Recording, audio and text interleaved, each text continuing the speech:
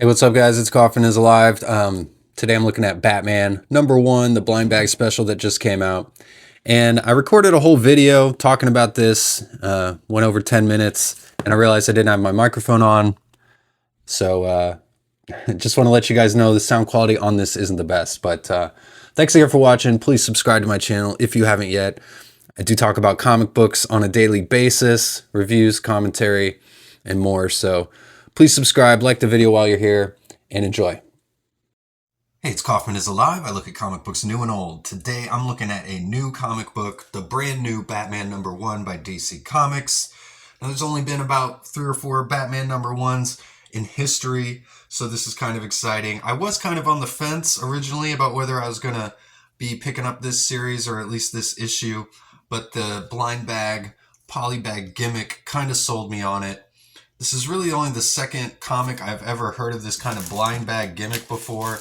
I did get the Battle Beast blind bag, and for that #1 issue of the new Battle Beast, this was the first series I'd ever heard about doing that. And I have a good feeling this is probably going to be something that Marvel starts doing pretty soon as well. We'll probably see a lot more of these DC blind bags. It seems to be pretty successful. Now, the original comic, if you don't get the blind bag, it's $4.99, and the blind bag special is $9.99.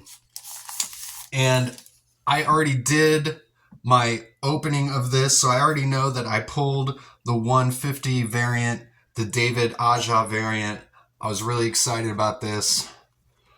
I love the simplicity of this cover. I already kind of went in depth on this cover in my previous video, so go check that out. But I was really lucky. I only bought one blind bag, and again, I pulled the 1/50 variant cover, so I was really excited about that. There were some great covers by Mark Silvestri, Jim Lee, Frank Quietly, and I certainly did not expect to get this 1/50 variant. Feel pretty lucky about that. And a little trick for all you collectors and comic book readers out there: when I was at my shop, they had all the blind bags on the shelf. I picked right from the middle, and I kind of grabbed the blind bag that actually looked the most beat up. I don't know why, I just had that intuition. I was like, this is the one. And I happened to get the 1/50. So that was really cool. Again, this is the David Aja variant cover.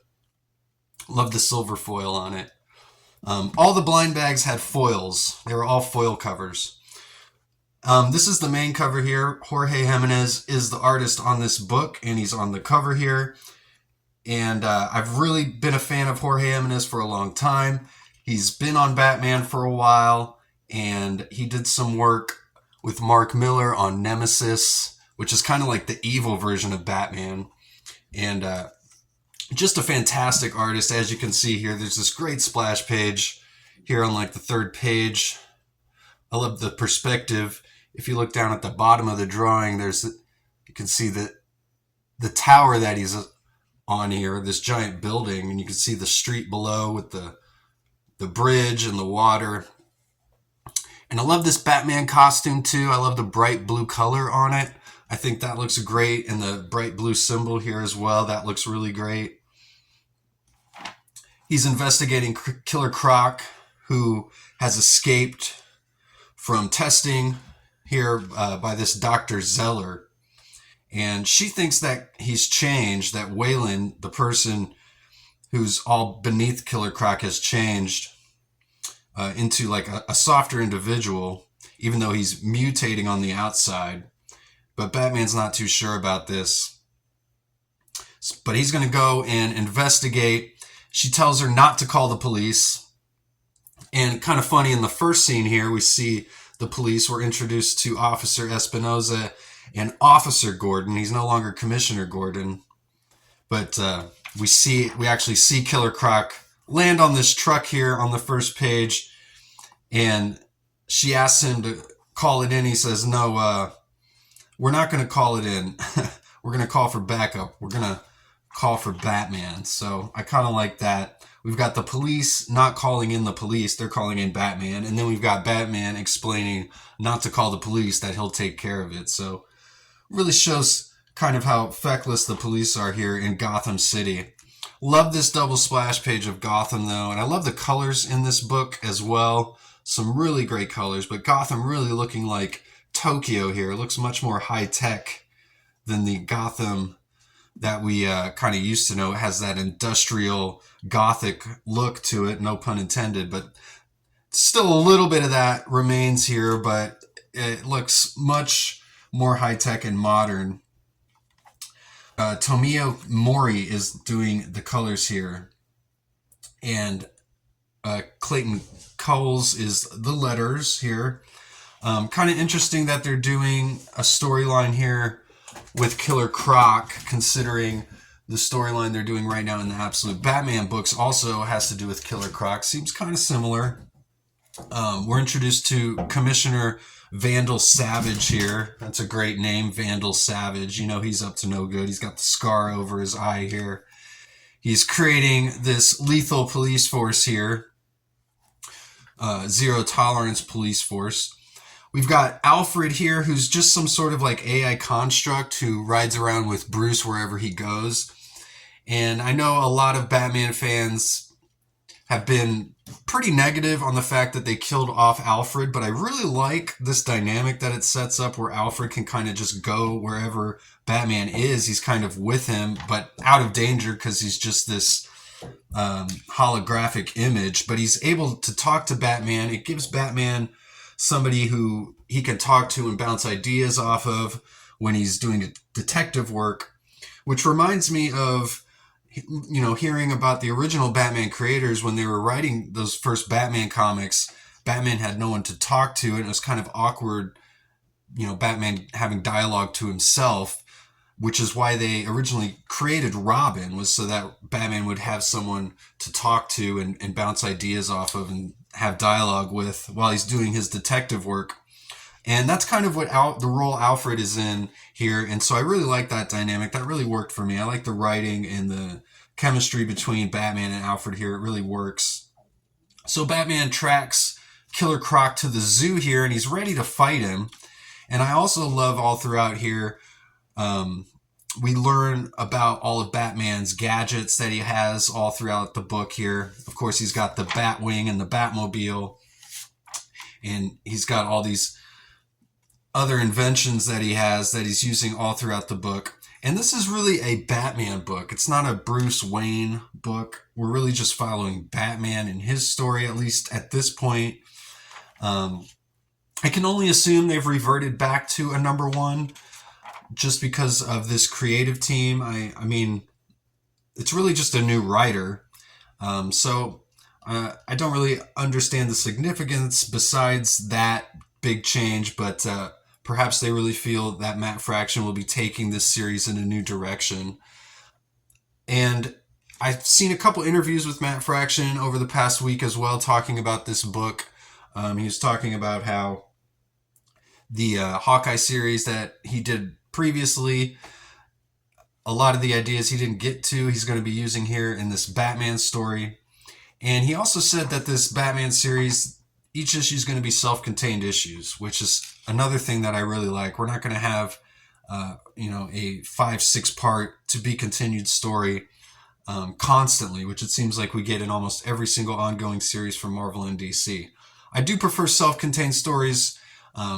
Most of my favorite comic books all have that kind of style going on with it, like Savage Dragon, for instance. So eventually here at the end, we see Robin on the last page. I was kind of wondering where he was throughout all of this, but right at the end, Batman gets a call from Robin with Robin saying, "Is there anybody on the police force we're friendly with these days?" And Batman says, "I don't like the sound of that." And we see Robin with his hands held up, the police holding him hostage as she's trying to stop this criminal, we assume here. Another great drawing of Batman here, just on the final preview page of what's coming up next here in Batman.